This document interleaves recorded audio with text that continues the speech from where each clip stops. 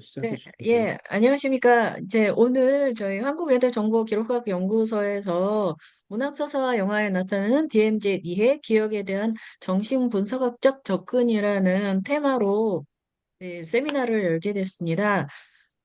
제가 이거 미리 자료를 올려주셨기 때문에 좀 읽어봤는데 재밌게 읽었고요. JSA를 이렇게 소설과 영화를 비교하게 되면서 정신분석학적으로 접근하는 방법도 재밌는 분석이다라는 생각이 들었습니다. 그래서 오늘 발표는 장영창 선생님이 해주실 거고요. 국문학 전공하셨고 나사렛대에서 교수로 일하셨던 선생님이십니다. 이 장영찬 선생님께서 이제 발표를 기존에 1시간 정도 하셨다고 하는데요. 지금 PPT를 준비해 주셨기 때문에 조금 발표 시간이 조금 줄어들 수는 있을 것 같습니다. 그리고 이어서 토론 네 분이 토론 질문과 그다음에 그거에 대한 답변이 있을 예정인데요.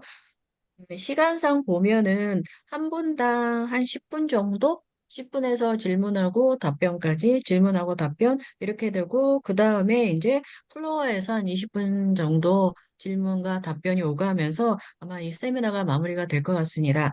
자, 오늘은 일단 먼저 장영창 선생님의 발표를 먼저 들어보도록 하겠습니다. 장영창 선생님 마이크 넘기겠습니다. 네, 안녕하십니까. 장영창입니다. 예, 자료를 먼저 이렇게 공유를 하고, 그 다음에 설명을 하겠습니다. 우선 발표를 하게 된 계기가, 어, 노명환 교수님께서 DMZ에 관해서 발표를 말씀해 주셔갖고서 제가 한번 연구해 보겠다 해서 이렇게 시작이 된 겁니다. 그래서 DMZ과 JS 어떻게 비교할까 봐 고민하다가 이렇게 글을 써보게 됐습니다. 우선 시작하기 전에 이 영상을 먼저 보겠습니다. 그래서 제가 축하합니다. 이러면 다 같이 박수를 치는 것으로 시작을 한번 하면 좋지 않을까 합니다. 한번 좀 들어보겠습니다. The Nobel Prize in Literature for 2024 is awarded to South Korean author Han Kang. 축하합니다.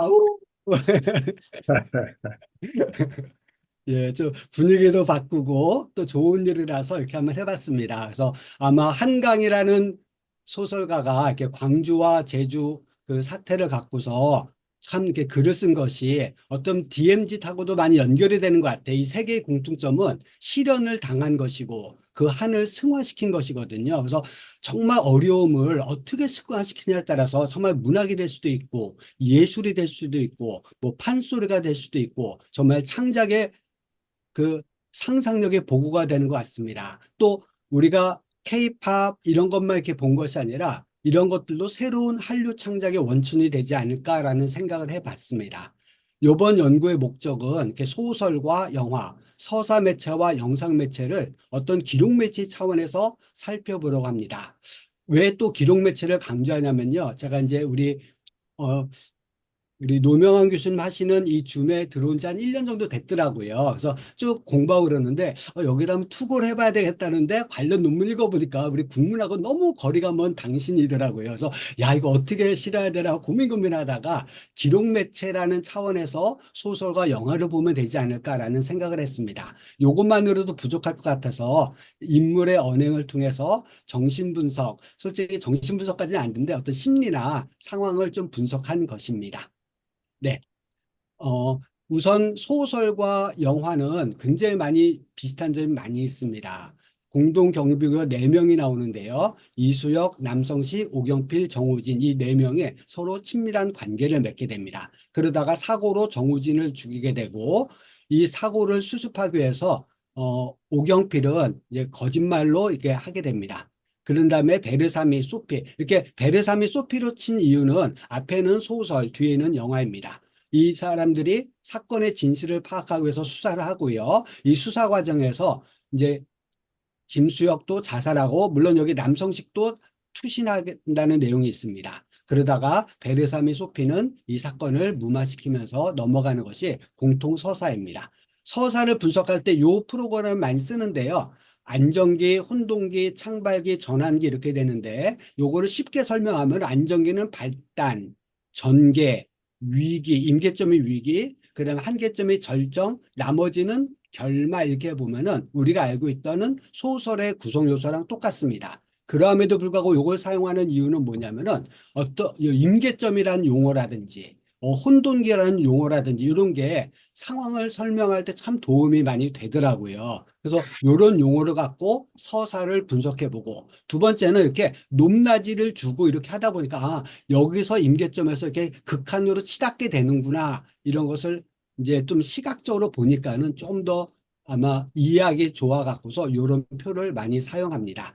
좀 정리하면은 이 거시적 플롯 전체를 보면은 처음에 시작할 땐 평화롭게 시작합니다. 그러다가 이제 수사가 시작되고 이 죄책감으로 한 사람이 투신 권총 자살하게 되면서 수사가 종료되는데 이건 전체 줄거리 흐름입니다. 위에서 봤던 내용이고요. 그다음 또 한 가지 총격 사건이 이 영화에서 또는 소설에서 큰 중요한 곳이기 때문에 이 총격 사건도 똑같은 구조로 분석할 수 있습니다. 처음에 안정기는 평화로 시작되고 그다음에 이제 어떤 촉매가 시작되는 게 지뢰 사건입니다. 그래서 오경필에 대해서 고마움을 느끼면서 자기도 모르게 휴전선 분단선을 한 번 넘어서 초소를 방문한 것이 여러 번 하게 됩니다. 이게 촉매 역할을 합니다. 촉매 역할은 꼭 한 번으로 터지지 않고 여러 번 반복되면서 에너지가 투입돼서 결국은 이 초소를 넘는 이게 임계점이 되어서 이렇게 합니다. 그렇지만 이제 총격 사건에서는 최만수 상위와 마주치는 것이 어떻게 보면 임계점인 것 같아요. 갑자기 상황이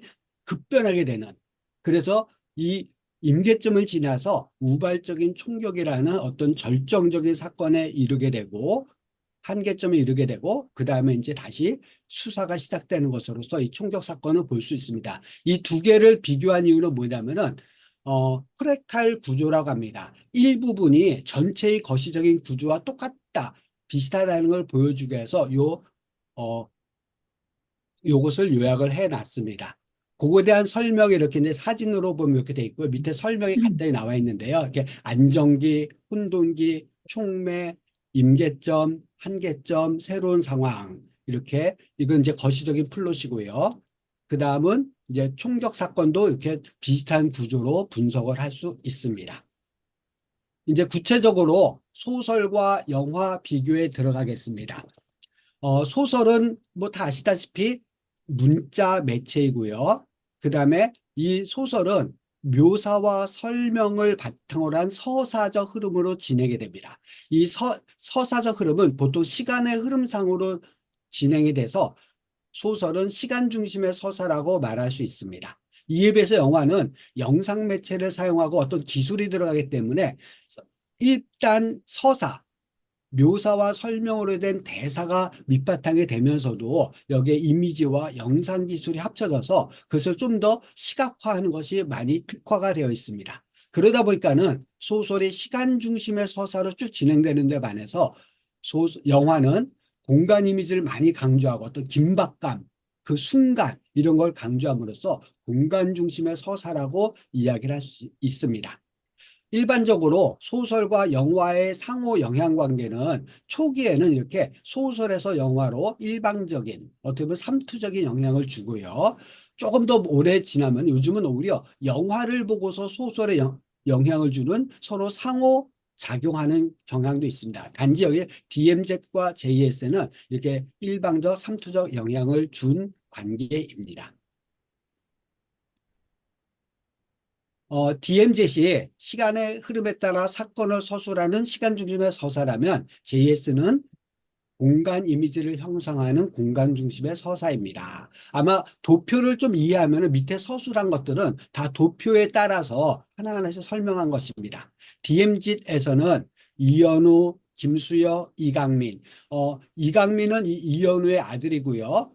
스위스 국적을 갖고 있는 한인입니다. 그래서 이름을 베르삼이라고도 나옵니다. 근데 일부러 이강민을 잠깐 쓰는 이유는 이현우의 아들이라는 것을 강조하기 위해서 했습니다. 이 세 가지 사건이 인과론적으로 기록되어 있습니다. 아마 소설에서는 이렇게 서술하는 게 참 편했던 것 같아요. 근데 영화에서는 이러한 아버지부터 시작돼서 이강민까지 이르기까지 다 이렇게 영화로 하기가 어려워서 그런지 총격 사건 위주, 그 다음에 수사 과정을 위주로 구체적인 어떤 시각적 이미지로 구현하고 이 이현우 아버지에 관해서는 맨 마지막 뒷부분에 표 장군의 정부에서 이강민한테 이렇다. 또 이 영화에서는 이강민 남자로 나오지 않고 소피 여자로 나옴으로써 처음에 이강민이 이현우와의 어떤 부자 관계의 갈등이 많이 나오는데 소설에서는, 영화에서는 그런 것이 거의 다 대체가 되어 있습니다. 거의 삭제가 되었다고 봐도 될 것 같습니다.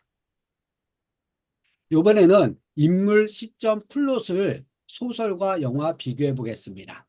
등장인물 변화가 가장 큰 게 바로 이강민, 베르사미입니다. 남성으로 나와서 아까 말씀드렸듯이 이현우 아버지와의 갈등 구조가 중심인데, 여기서 소피 여성이 나옴으로써 그런 갈등 자체가 많이 희석화됩니다.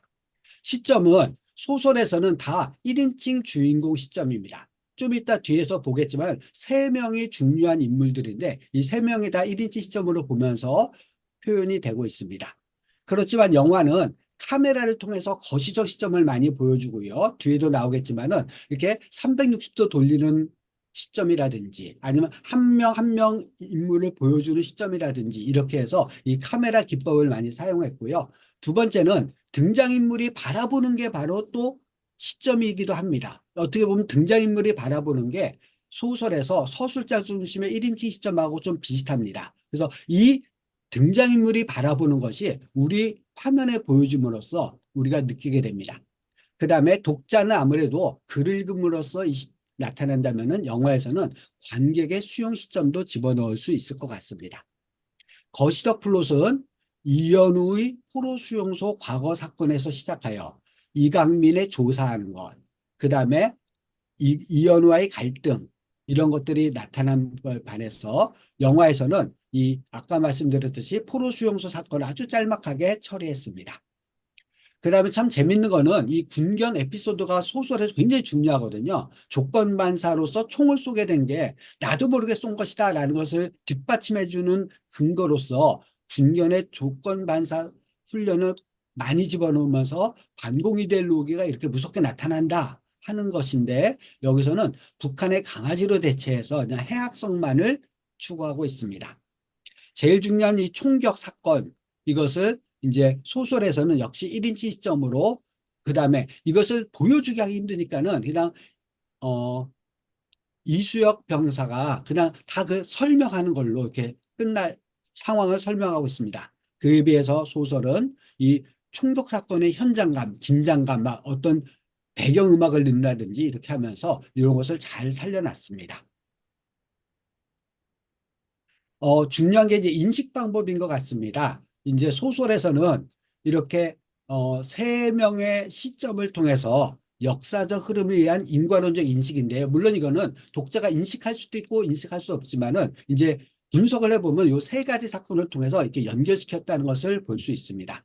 예, 역시 영화는 이렇게 현재 사건 위주로 해놨습니다. 어떤 감각적으로 인식하도록 이미지로 구현했습니다. 근데 중요한 건 이제 비극의 원인 규명입니다. 소설에서는 이 비극의 원인 규명을 어떤 역사적으로 아버지와 아들을 통해서 개인적으로 심리적인 측면을 이렇게 강조하고 연결을 시켜놨는데, 영화에서는 우발적 상황적 측면으로만 이 비극의 원인을 묘사하고 있습니다. 아마 이게 영상의 어떤 한계일 수도 있는 것 같습니다. 장르 수용자적 특징은 아무래도 독서라는 행위는 내가 시간을 많이 두면서 하나하나 꼼꼼히 생각하니까 논리적, 인지적 판단이 가능한 데 비해서 영화는 뭐 2시간이면 2시간, 영화관이면 영화관, 아니면 시간적, 공간적 제약으로 인해서 아마 거기서 보여줄 수 있는 것을 최대한 영상으로 만들었던 것이 아마 그 장르의 단점이라면 단점일 수 있는 것 같습니다. 여기까지가 이제 그다음에 소설에서의 시간의 흐름을 좀 더 살펴보면은 소설에서는 이게 크가지 2가지 사건, JS 내에서의 총격 사건과 총격 사건에 대한 수사 내용이 큰 플롯입니다. 이 2개를 또 연결시켜 주는 게 아까 말한 군견, 마루의 훈련 에피소드와 거제도 포로 수용소 에피소드입니다. 이 2가지 공통점은 뭐냐면은 나도 모르게 했다는 것, 예, 조건반사처럼 이렇게 했다는 것. 그래서 거제도에서 자기 아우를 죽이는 것도, 그 다음에 이 개가 멍멍 짖고 이렇게 하는 것도 어떻게 보면 훈련에 의해서 된 그런 것들을 이제 나타내기 위해서 결국 반공 이데올로기의 어떤 것을 비판하기 위해서 이런 두 가지 에피소드를 소설에서는 강조하고 있습니다. 이것을 좀 시간별로 다시 나눠보면요. 현재, 과거, 대과거로 나눌 수 있습니다. 현재는 이강민, 베르사미가 수사를 하는 겁니다. 그래서 보통 대부분 조사실이나 조사 현장을 왔다 갔다 하고 대화로 처리했습니다. 이것의 의미는 사건을 풀어나가고 의미를 해석하는 주제의식을 표출하는 것이 바로 현재 이 부분입니다. 김수혁의 총격 사건은 이 경비초소, 북한 경비초소에서 일어난 것인데 액자 구성으로 왔다 갔다 하면서 이렇게 소설에서도 표현하고 있습니다. 사건 서사의 중심인 어떻게 보면 또 이것입니다. 대과거는 이제 아버지 이현우가 거제 포로 소용소에 있을 때 아우를 죽이는 살인 사건을 일기를 통해서 이렇게 쓰고 있습니다. 아마 이데올로기 또는 무의식 강박증 이런 것을 나타내는 역사적 근거로 이런 것들을 적절히 배합을 하고 있습니다. 그래서 이 장면 처리 방식이 이렇게 대화나 액자 구성과 일기 등 다양하게 쓸 수 있는 게 소설의 특징인 것 같습니다. 전체적으로 소설은 1인칭 주인공 시점을 사용합니다. 그래서 액자 구성도 사용하고요. 일기라는 것을 통해서 구체화하고 있습니다. 서로 다른 현재, 과거, 대과거의 이 시간층을 반복과 복선이라는 은유적 연관성으로 연결시켜 놨습니다. 이러한 은유적 연관성은 기록 매체의 아주 중요한 장점인 것 같습니다. 여기까지가 이제 소설과 영화를 분석한 것이고요. 그 다음에 이제 정신분석학적 접근인데요. 우선 락강을 이용했지만은 좀 제가 락강을 자세히 몰라서 뭐 실제의 이런 것도 좀 적어놨는데 그냥 간단히만 먼저 제가 아는 대로 설명드리면은 어린 유아기 때는 상상계에 속한다고 락강은 설명하고 있습니다. 그래서 어린아이가 내가 바라는 욕구, 뭐 먹고 싶다, 그다음에 뭐 똥 싸고 싶다 이런 욕구, 본능적인 욕구를 표현하는 것을 상상계라고 합니다. 상징계는 언어를 사용하고 주어진 규칙을 따르면서 다른 사람과의 상호관계가 작동되는 게 상징계인데 그러면서 다른 사람의 어떤 욕망을 내가 모방하는 게 상징계의 특징으로 이야기합니다. 실제계는 우리의 욕망이 해결되지 않는 그러한 현실을 실제계라고 합니다. 그런 것을 우선 바탕으로 해서 이제 락강이 이야기하는 것을 정리하면요. 인간은 이러한 상상계 속의 원초적 욕구를 충족시키기 위해 상징계 속에 구조화된 욕망을 추구합니다. 구조화된 욕망이라는 것은 어떤 규칙도 있고 또 내가 다른 사람의 욕망에 영향을 받기도 하고 이런 것도 이렇게 표현했습니다. 그러나 상징계 속의 구조화된 욕망은 상상계 속의 원초적 욕구를 100% 만족시키지 못합니다. 100%라는 건 뭐 그렇지만 하여튼 만족시키지 못해서 보통 락강은 미끄러진다라고 설명을 합니다. 그렇기 때문에 결국 인간은 운명론적으로 욕망을 추구하는 것을 실패하고 다시 또 다른 욕망을 갖고 이러한 굴레에서 벗어나지 못하는 존재라고 설명하고 있습니다. 이수역을 이 사람은 어떤 욕망이 있었을까를 보니까는 이수역의 욕망은 형이 있었으면 좋겠다라는 소박한 마음이 있었습니다. 그런데 이수역은 지뢰를 밟아서 죽을 뻔했을 때 오경필의 도움을 받으니까는 오경필에 대한 저분이 나의 형이었으면 좋겠다 이런 욕구가 생겼다고 볼 수 있을 것 같습니다. 또는 욕망이라도 좋을 것 같습니다. 일반적으로 경찰이나 군인은 기존 질서를 엄격히 지켜야 하는 존재입니다. 그래서 이 분단선이라는 것도 넘지 말아라 하는 엄격한 규칙이 있고 질서가 있는데 이것을 이수역은 넘게 됩니다. 그래서 이수역은 자신의 욕망, 형이 있었으면 좋겠다 하는 그런 욕망을 추구하지만 분단선이라는 상징의 혹독한 규칙으로 인해서 서로 어긋나게 됩니다. 그래서 결국은 이수역은 실제계에서 이렇게 실패하게 되고 또 조사를 받다가 그 죄책감으로 자살을 하게 됩니다. 소피라는 조사관은 참 처음에는 막 예쁘고 막 이럴까 참 좋게 봤어요. 근데 자꾸만 보다 보니까는 소피는 개인의 욕망이 있었습니다. 어떤 욕망이냐면은 자기 임무를 완수하겠다. 또 남자들 세계가 와서 군대에서 이렇게 하지만은 내가 일을 잘하고 싶다 이런 욕망이 있었습니다. 이러한 것과 분단선이 만들어낸 상징계의 금기가 서로 역시 소피에게도 어긋나게 됩니다. 그래서 오히려 이 소피로 인해서 두 명의 사상자가 발생한 것으로 저는 보았습니다.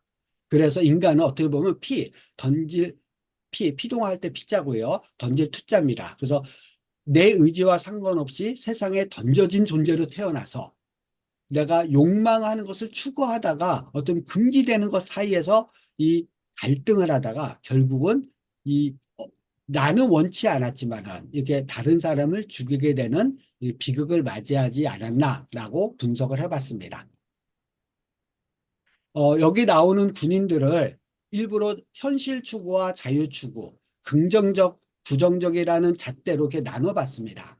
그래서 이수역이 참 재밌는데요. 대부분 군인들은 현실 추구합니다. 안전을 해야 되기 때문에. 근데 이수역은 이런 안전보다는 자기의 이상을 추구합니다. 아, 형이 있었으면 좋겠다. 이렇게 얘기를 해봤으면 좋겠다 해서 요 선을 넘게 됩니다. 그러다가 전체적으로 남성식과 정우진은 약간 부정적입니다. 남성식 같은 경우는 분단선 앞에서 형 여기 안 넘어가면 안 돼? 형 저들이 적공주 아닐까? 저들이 어떨까? 막 의심을 많이 하는데 많이 해서 이렇게 부정적으로 넣고요. 정우진도 좀 비슷합니다. 이에 비해서 오경필은 굉장히 긍정적이고 그다음에 현실 추구하는 인물입니다. 한 가지 질문 하나 드리겠습니다. 일부러 소피를 배치하지 않았는데 소피라는 인물은 이수역 이쪽 긍정적이고 자유축에 가깝습니까? 아니면 현실 추구하면서 긍정적인 오경필에 가깝습니까? 아니면은 정우진 남성식 이쪽에 가깝습니까? 네, 어떻습니까? 네, 제가 판단하기는 굉장히 긍정적이고 현실을 추구하는 오경필과 비슷한 이쪽 부류에 속합니다.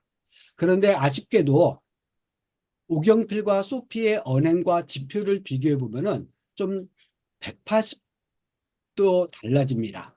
오경필은 현실적이고 긍정적이어서 자신의 목숨을 살립니다. 그에 비해서 소피는 오히려 현실적이고 긍정적이어서 이수역과 남성식을 죽게 만드는 이런 비극이 발생합니다. 이 뒤에 이제 소피에 관해서 좀 더 자세하게 어떤 장면이 나오는지 살펴보면서 한 번 더 설명을 드리겠습니다. 또 재밌는 건 놀이가 많이 나오는데요.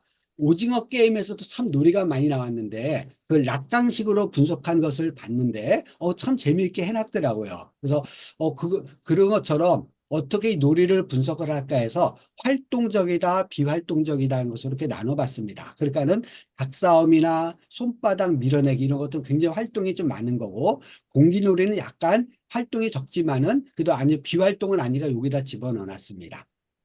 그다음에 재미 측면 어떻게 보면 유희도 재미인데요. 밑에는 지적 유희라고 했고요. 위에는 어떤 본능적 재미 또는 육체적 재미입니다. 그래서 몸을 움직이면서 재미를 하는 것도 이런 것들이고 지적 유희를 추구하는 건 낱말 읽기입니다. 아무래도 낱말 읽기는 앉아서 이렇게 말로만 하는 거니까 활동이 적대서 비활동적으로 넣습니다. 근데 또 나중에 조사를 하다 보니까는 여러 가지 또 게임이 더 많이 나오더라고요. 그 중에 한 가지. 전 처음에 게임으로 보지 않았는데 예, 정우진 전사가 하나의 게임을 합니다. 나도 선물 줄 게 있어 막 이러다가 하면서 예, 방구를 낍니다. 방구를 끼는 것도 어떻게 보면은 물론 그거는 뭐 글쎄요 이런 것과 좀 다른데 아마 밑에 좀 나올 텐데 그런 것도 이제 어떤 활동이라고 볼 수 있을 것 같습니다. 좀 더 이제 밑에 보면 이렇게 되는데요. 또 다른 활동입니다. 노래 듣기, 청각, 보기, 시각, 먹기, 뭐 미각, 그다음에 아까 말한 정우진의 어떤 방귀 하면 후각이 될 수도 있겠고요. 이런 것들은 이제 거의 본능적으로 이렇게 추구하는 것들입니다. 그다음에 이제 선물 교환과 주소 교환이 있는데요. 이런 것도 좀 이해를 해야지 선물도 줄 수 있고 받을 수 있고 주소도 이렇고. 근데 좀 제일 공감하기 어려운 놀이는 아마 주소 교환인 것 같습니다. 나머지 선물 교환이나 이런 것들은 뭐 받으면 기분이 좋으니까 아마 이렇게 좋았고 여기에 이제 정우진의 방구가 들어가면 4분면이 다 배치가 되지 않나 이렇게 생각을 해봤습니다. 소피에 관해서 조금만 더 설명을 드리면은 여기서 이제 소피는 현실적이면서도 현실 추구하면서도 긍정적인데 오히려 그렇게 수사를 하다 보니까는 더 자세히 파고 들어가고 하다못해 거짓말 탐지기를 쓰겠다라고 말도 하고 또 이수혁에게 회유하기도 합니다. 너가 사실대로 말하면은 내 후임자한테 이야기해주지 않겠다. 너가 사실대로 말하면 오경필의 안전은 내가 보장해주겠다. 이렇게 회유하면서 이수혁의 모든 진술을 받아냅니다. 그리고 북쪽으로 가서 오경필에게 이수혁 얘기를 하니까는 오경필은 내가 이수혁과 남성식의 상황을 이해한다. 이렇게 해줘요. 이야기 갖고 와서 또 이수혁한테 얘기를 해요. 오경필이 라이터 너 준다. 그다음에 이해한다고 그런다.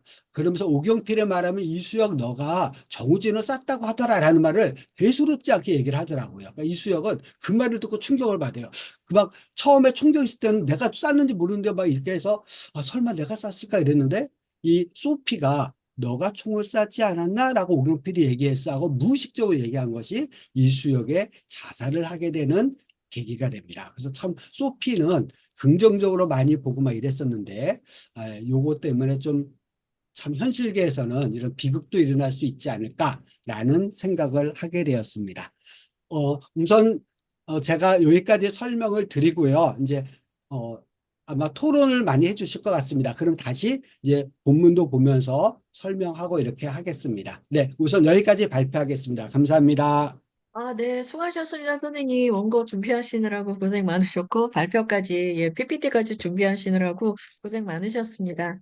자, 그러면은 먼저 첫 번째 토론부터 한번 들어보도록 하겠습니다. 첫 번째 토론은 한국외대의 김태철 선생님께서 해주시겠습니다. 네, 반갑습니다. 김태철입니다. 아까 장 선생님이 잠깐 소개를 좀 하라고 그러는데요. 저는 원래 전공이 현대문학 이론이고요.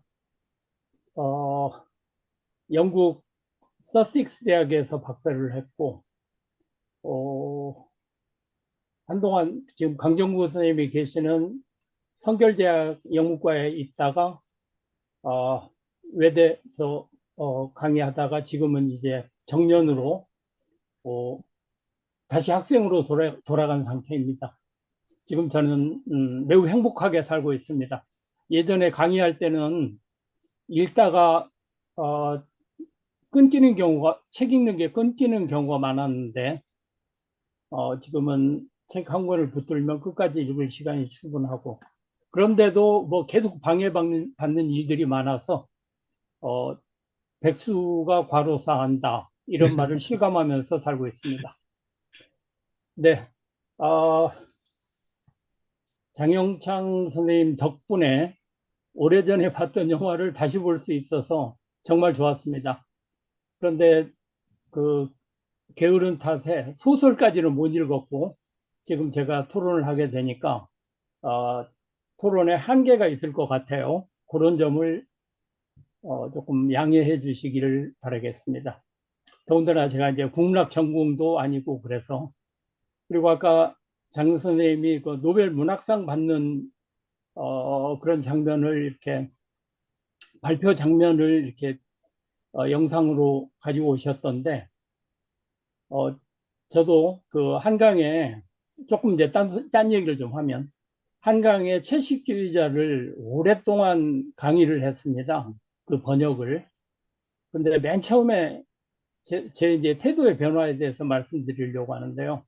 맨 처음에는 그러니까 북한상을 받았다고 해가지고 그 작품을 읽고 정말 훌륭하다 이렇게 생각하고 다시 이제 그 창비에서 나온 한국어 본 채식주의자를 읽고 이렇게 비교했을 때 너무 엉터리 번역이라고 많이 비판을 하고 학생들 앞에서 계속 그 비판하는 그런 강의를 오랫동안 했었거든요.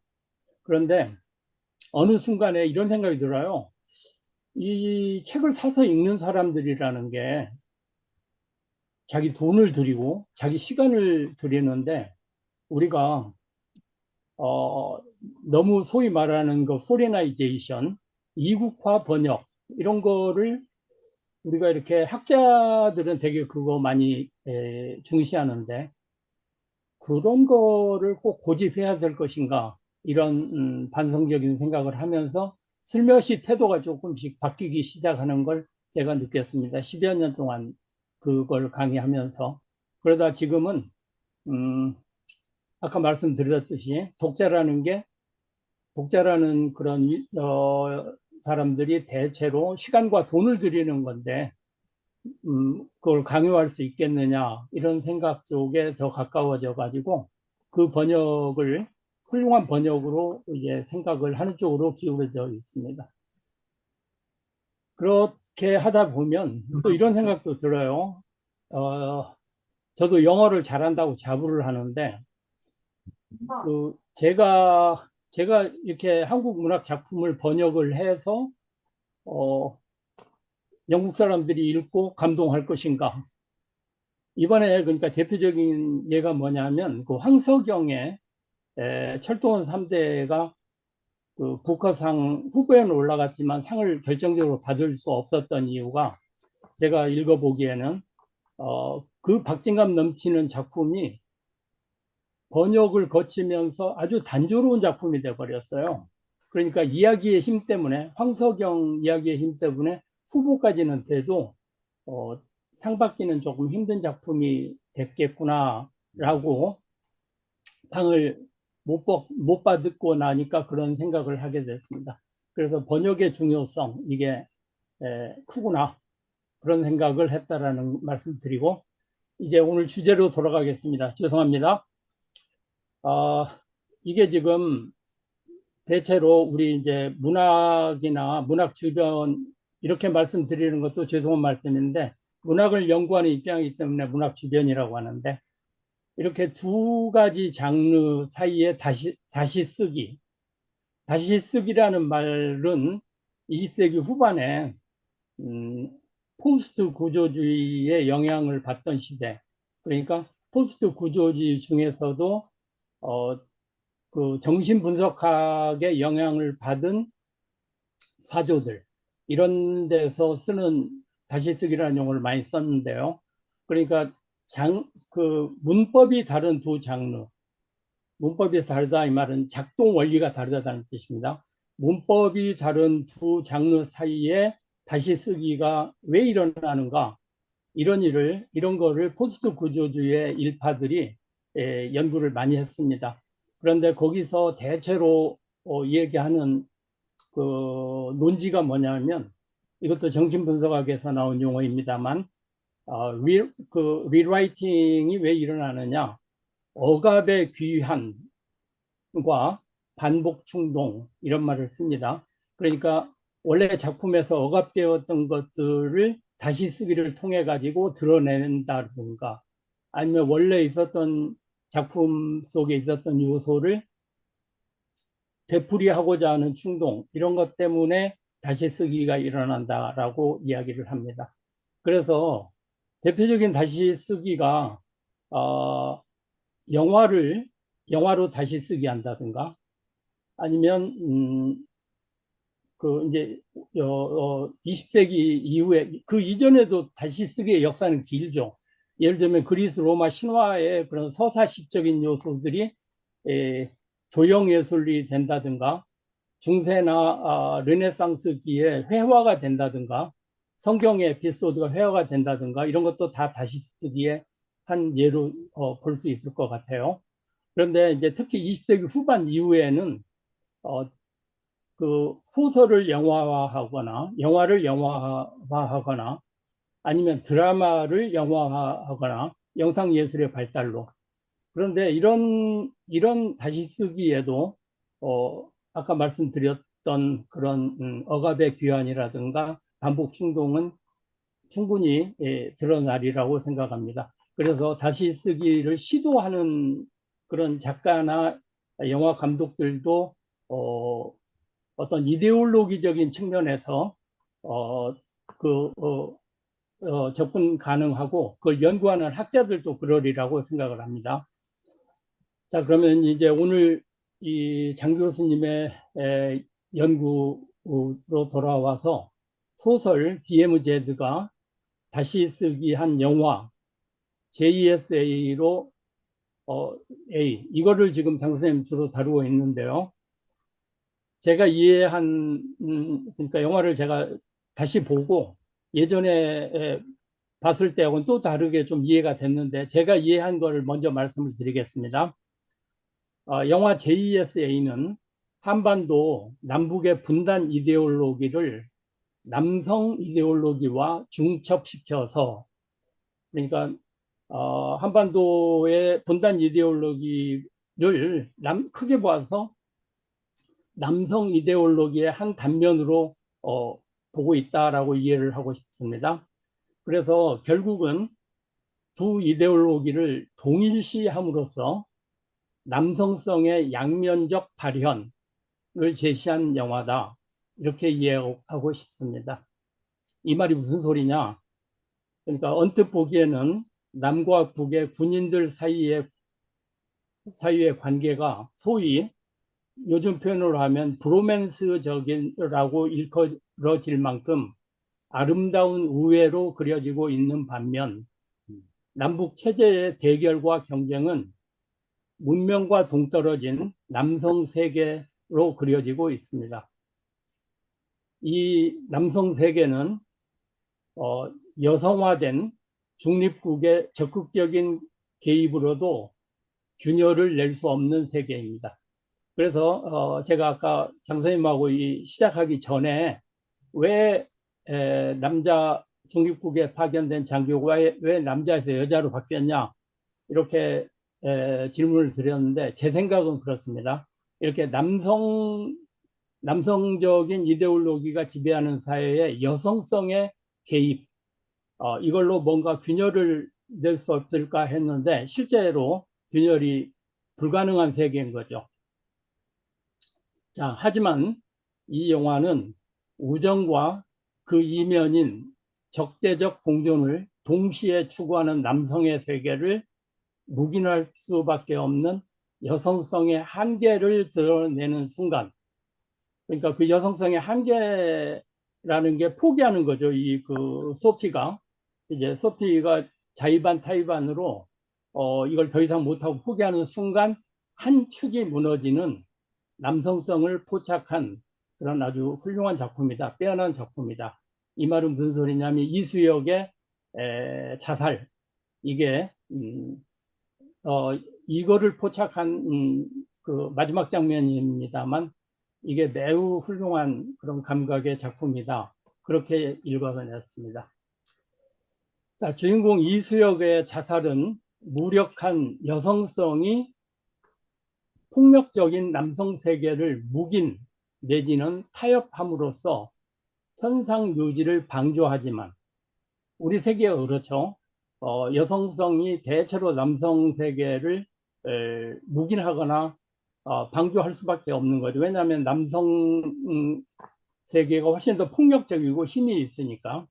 자, 하지만 이는 해결책이 되지 못한다는 사실을 관객들로 하여금 상기시키는 작품이다. 이렇게 읽어냈습니다. 그리고 저는 영화 JS를 제가 이해한 방식은 오늘 발표해 주신 연구자 장 교수님의 이해에 대체로 동의를 합니다. 특히 그 영화와 소설의 인물 분석의 그런 대비 이거에 대해서는 적극적으로 동의합니다. 그러니까 아까 장 선생님은 그 문법 체계가 다른 두 장르 사이에 소설과 영화를 뭐로 이해하셨냐면 시간적 서사가 공간적 이미지로 바뀐다. 그런 얘기를 하셨는데 그것도 적극적으로 동의합니다. 그런데 이제 이거는 순전히 토론을 위한 그런 질문인데 그 소설에서 김수혁이 제가 소설을 안 읽어가지고 이게 이제 더 깊은 질문을 못 드립니다만 김수혁이 이수혁으로 이름이 성이 바뀌는데 그 이유가 뭐냐? 일단 제 소견부터 얘기할게요. 이수역은 남한에서는 이수역이지만 북한에서는 리수역이거든요. 그래서 이게 이수역과 리수역이 그러니까 같은 사람인데 정체성이 이렇게 바뀔 정도로 남북의 어떤 그런 문화의 차이 이런 걸 드러내는 장치로 볼 수 있지 않을까 이렇게 이해를 하는데 그거에 동의하시는지 장 선생님이 동의하시는지 아니면 장 선생님의 또 다른 생각이 있는지 그것도 듣고 싶고요. 그리고 아까 그 말씀드렸듯이 그 이강민이 소피로 변하는 거는 저는 매우 의미심장하다고 생각하고 그러니까 남성의 세계에 분단 이데올로기도 남성 이데올로기고 그 다음에 브로맨스도 알고 보면 그리고 걔네들이 하고 있는 놀이가 유치하기 짝이 없거든요. 이게 남자들이 모이면 그렇습니다. 그렇게 유치한 짓을 해요. 현실 세계에서도. 그렇지만 여자가 한 명만 끼면은 그러지는 않죠. 그렇게까지 유치하지는 않죠. 그런 측면에서 보면 여성성이라는 게 남성성에 어떤 역할을 하느냐 하는데 여기서는 실제로는 패배하지만 그게 패배가 아니고 남성 세계를 파멸시키는 균열로 장치하지 않는가 하는 그런 이해고 이것도 장 선생님은 어떻게 이해하시는지 또 어떤 더 깊은 뜻이 있는지 이렇게 좀 설명해 주시면 좋겠고요. 그 다음에 아까 그 정신분석을 쭉 얘기하셨는데 락강이 말하는 그 실제계는 우리의 현실이 아닙니다. 락강에게서는. 그런데 지금 장 선생님은 그걸 우리가 처한 현실로 이렇게 단순화시키시는데 요거는 논의의 편의를 위한 건지 아니면 또 다른 어떤 깊은 뜻이 있으신지 이것도 묻고 싶고요. 그 다음에 지금 현 단계에서 정신분석 중에서도 특히 락강의 정신분석에 많이 의존하시는데 근데 실제로 영화 분석에서 락강이 많이 이용되는 이유는 그게 락강의 이론이 매우 도식적이거든요. 그러니까 이 영상 이미지를 분석하는 데 많이 도움이 되기 때문에 그렇다고 생각이 되는데 근데 지금 현재 단계의 장 선생님의 연구의 현재 단계에서는 굳이 이런 세 가지 용어 이거 쓰지 않아도 그러니까 상상계는 욕망과 관련시켜서 쓰고 계시고 상징계는 법칙에 관련돼서 쓰는데 상징계라는 게 바로 우리가 살고 있는 세계입니다. 우리가 실제계에 사는 게 아니라 상징계에 사는 거죠. 상징계는 언어의 세계입니다. 모든 것을 약강의 인식에 따르면 모든 걸 언어를 통해서 접근할 수밖에 없는 것. 그러니까 이 말은 무슨 소리냐면 그러니까 언어 결정론인데 다른 말로 하면 언어가 없으면 인식도 없다라는 거죠. 그리고 선생님이 쓰신 미끄러짐이란 용어는 참 잘 쓰셨다고 생각이 돼요. 왜냐하면 살아있는 건 모두 다 미끄러지는 거니까. 그리고 의미 실현이라는 게 미끄러지면서 생겨나는 거지. 그게 어떤 그 결합되는 순간 그게 죽음이다라는 게 락강의 인식이었습니다. 그래서 기왕에 이런 용어들을 쓰셨다면 추후에 지금 이 주제를 어떤 방식으로 좀 정교화시킬 계획이 있으신지 정교화시키는데 어떤 과정이 남아있다고 생각하는지 이런 것도 좀 궁금합니다. 이렇게 이 정도로 하겠습니다. 네, 아주 미안합니다. 논평. 너무 신랄한 것 같아서. 네, 너무 감사합니다. 네. 제가 이제 박사 논문을 판소리가 어떻게 창발되는지를 복잡계 이론으로 적용을 했습니다. 그러다 보니까는 복잡계 학회에 가서도 인문학을 발표할까는 홀대를 받고 국문학에 가서 복잡계 이론 쓰니까 뭐 이해가 안 된다 이러고 굉장히 어려웠었는데 이게 장르를 넘어간다는 게 참 쉽지가 않고 또 이렇게 정신분석이라는 것을 어쭙지 않게 갖고 와서 이렇게 많이 호되게 맞고 있습니다. 우선 첫 번째 이름이 이수역, 리수역 바뀐 걸 갖고서 남북의 어떤 차이를 보신 거는 제가 정말 보지 못했던 것이었습니다. 저는 그냥 김씨에서 이씨 바뀌는 거 전혀 신경도 안 쓰고 그냥 편의로 이랬나 보다 그랬는데 거기에 남북 간의 발음 차이를 통해서 차이를 나타낸다고 본 것은 예, 제가 참 배울 만한 것입니다. 두 번째, 놀이에 여자가 한 명만 껴도 놀이가 이렇게 바뀌지 않는다 하는데 놀이는 오히려 들어갈수록 본능적인 게 더 가깝기 때문에 여자는 여자들 놀이, 남자는 남자들 놀이가 이렇게 딱 구별이 많이 되거든요. 남자, 여자 같이 하는 놀이가 생각보다 많지가 않아요. 예를 들어 공기놀이는 여자들만 주로 하지 남자가 잘 안 하고 닭싸움 같은 건 남자만 하고 오징어 게임 같은 것도 남자만 하지 여자가 끼진 않거든요. 그래서 어떻게 보면 이 놀이라는 것은 우리의 본능을 그대로 보여주는 것이 아닌가 이렇게 좀 생각을 했습니다. 세 번째는 어, 실제계에 대해서 아주 잘 말씀해 주셔서 감사합니다. 제가 실제계를 자꾸만 강조한 이유는 뭐냐면은 소피가 이렇게 열심히 자기 나름대로 얘기했지만 정말 남을 죽이게 될 수밖에 없는 현실을 강조하려고 이렇게 현실을 강조하다 보니까는 실제에서 미끄러진 예로 들다 보니까 이렇게 된 것 같습니다.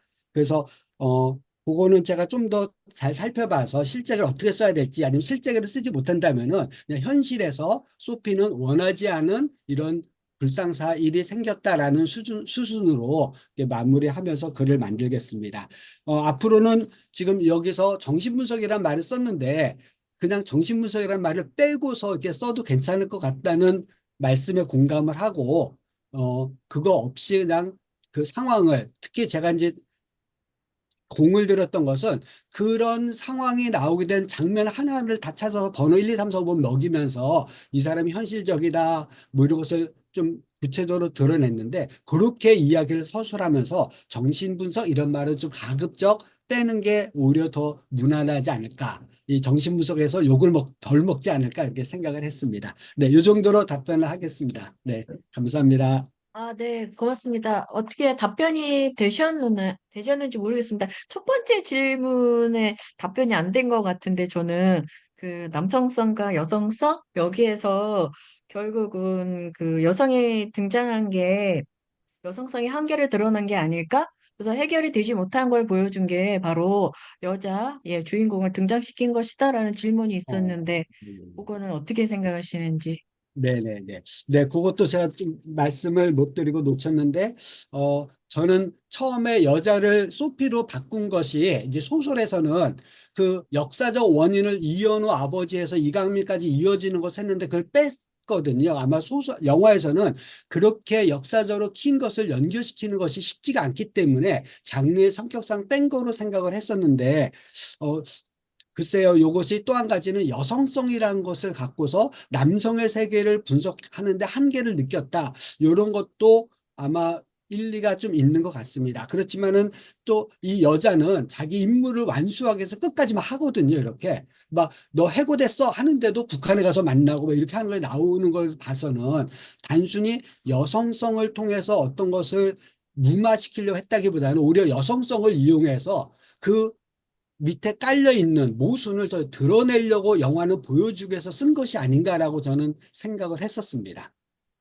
만약 남자 같으면은 위에서 해고했어. 너 이제 파이어야 이러면 다 끝나버리고 남자는 그냥 넘어갈 텐데 여기서는 뭐라고 또 하냐면 영화에서는 이 DM짓은 작은 촛불 하나가 모든 걸 태울 수 있는 위험한 곳이다. 조심해라. 이렇게 하는데도 불구하고 이 소피라는 여성은 그 상황을 자세히 다 분석하는 것으로 몰고 가거든요. 그래서 어떻게 보면은 이 반공 이데올로기, 어떤 의식화라는 것에 어떤 문제점을 드러낸 데까지만 얘기한 것은 아닌가. 이렇게 저는 생각을 했습니다. 네, 고맙습니다. 어떻게 답변이 다 그래도 된 것 네, 같은데, 네, 충분합니다. 네, 네, 고맙습니다. 자, 감사합니다. 그러면은, 네, 고맙습니다. 자, 그러면은 두 번째 토론으로는 지금 선결돼 계신 강정구 선생님께서 토론을 해주시겠습니다. 네, 안녕하세요. 저는 성결대학교 파이데이아 칼리지 아, 교수로 있는 강정구입니다. 이렇게 지난번에도 한번 이 모임에 와서 토론을 해본 적이 있었는데요. 역시 다시 또 하니 영광입니다. 그리고 제 목소리는 잘 들리죠? 네. 네. 그리고 또 카톡에 보니까 회원 수도 많고 또, 또 매주 올라오는 자료들 보니까 정말 광범위한 자료를 아주 힘들게 다루고 있구나라고 생각이 들었습니다. 저는 이제 현대문학, 북문학 중에서 현대시를 전공을 하고 있는데요. 사실 이게 뭐 저희 분야는 아니지만 제가 장영창 선생님의 논문을 발표문을 따라가면서 읽는 처지여서 이게 심도 있는 얘기를 하기보다는 그 궁금한 점을 제가 장영창 선생님께 좀 보충의 형식으로 요구하는 식으로 두 가지 질문을 좀 던져볼까 싶습니다. 먼저 그 미리 제시해 주신 발표문의 2페이지를 보면은요. 이제 이 2장 기록 매체의 특성에 대해서 어떻게 뭘 다루겠다라는 내용이 있습니다. 그래서 여기 보면 소설 서사와 영화 서사의 공통점을 추출하고 또 단절적 변화의 프로세스를 활용해서 JSA 영화의 거시적 플롯과 핵심을 분석하고 그리고 문자 매체와 영상 매체의 특성을 살펴보고 이문 시점 플롯의 관점에서 두 매체의 차이를 분석한다 그랬는데요. 지금 이 논문, 이 발표문 제목에도 기록 매체라는 말이 나와 있고요. 그리고 2장의 핵심 내용도 기록 매체 특성에 대해서 얘기를 한다 이렇게 있는데 저는 사실 기록 매체에 대해서는 좀 문외한이기 때문에 우리가 이제 문자 매체, 뭐 영상 매체라는 말은 좀 들어봤지만 이것을 기록 매체로 다룬다면 기록 매체의 어떤 특성이 분명히 있지 않나라고 싶어요. 그리고 장영창 선생님은 그 이 두 소설과 영화가 기록 매체의 어떤 특성으로 묶였다고 보고 있기 때문에 이 기록 매체의 특성이 무엇인지 조금 정리해서 말씀해 주시면 감사하겠고요. 특히 소설과 영어로 나눠서 얘기했는데 그 기록 매체 어떤 뭐 하이 특성 같은 게 있을 것 같아요. 그러니까 그 소설이라는 기록 매체와 영화라는 기록 매체의 특성이 이 구체적인 작품에서 어떻게 드러나 있는지를 조금 간략하게 핵심적으로 좀 말씀해 주시면은 감사하겠습니다. 그리고 또 하나 던진다면 아까 정신분석 그 학에 대한 그 얘기가 많이 오고 갔긴 했지만 그 이 발표문의 결론 부분에 보면은요. 이제 인물의 행위를 놀이와 공감 행동의 측면에서 이제 정리하면서 그 인간이 상상계 속의 원초적 욕구를 충족시키기 위해 상징계 속에 구조화된 욕망을 추구하다가 좌절되는 상황을 분석했다 한 다음에 또 실적엔 이렇게 상상계의 개인적 욕망과 상징계의 금기가 미끄러지는 비극의 장소이다 뭐 이런 표현이 있는데요. 여기서 그 요 개인적 욕망과 상징계 금기가 무엇인지 장영창 선생님이 생각하는 것이 구체적으로 어떤 건지 이 부분을 좀 더 자세히 듣고 싶습니다. 네, 감사합니다. 먼저 기록 매체라는 것을 하기 전에는 이제 구술 매체를 먼저 얘기해야 됐었는데 구술 매체부터 설화라든지 민요라든지 판소리라는 것들을 구술 매체로 이렇게 얘기하고 다 기록된 건 일반적으로 기록 매체라고 하면서 소설 서사 매체, 영화, 영상 매체 이렇게 나눴습니다. 그래서 서사 매체, 영상 매체를 나누면서 서사 매체는 회고 막 머릿속으로 많이 생각할 수 있으니까는 회고하면서 이 논리적으로 역사적으로 이현우 아버지의 사건이 이 아들에게 와서 이것에 갈등이 있는 것을 어떻게 또 나타내고 이 반공 이데올로기가 어떻게 조건 반사에서 나타난지를 소설에서는 아주 극명하게 잘 나타낼 수 있는 반면에 영화에서는 그런 걸 표현하기 힘드니까는 오히려 현장, 어떤 긴장감, 시각적, 이미지 이런 것으로 이렇게 표현하고 그래서 서사가 좀 달라지지 않았나 이렇게 비교를 좀 해놨습니다.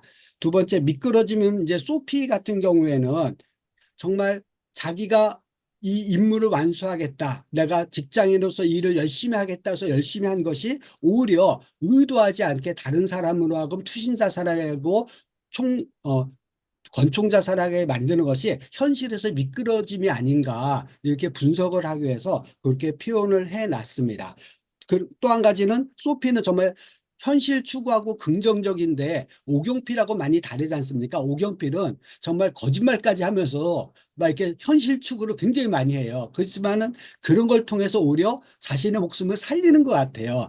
네 명이 나오는 사람 중에서 세 명은 다 죽거든요. 근데 오경필만 살아남아요. 그래서 어떤 사람은 이 나이가 많은 노회하무의 힘으로 살아났다라고도 표현하는데 현실 추구하면서 긍정적인 사람은 아마 오경필 같은 사람인데 이런 사람은 현실에서 미끄러짐이 별로 나타나지 않은 비해서 소피는 정말 자기가 열심히 했지만은 정말 예쁘기도 하지만은 오히려 이게 결과는 이런 것이 있지 않을까 해서 미끄러졌다라고 이렇게 분석을 했습니다.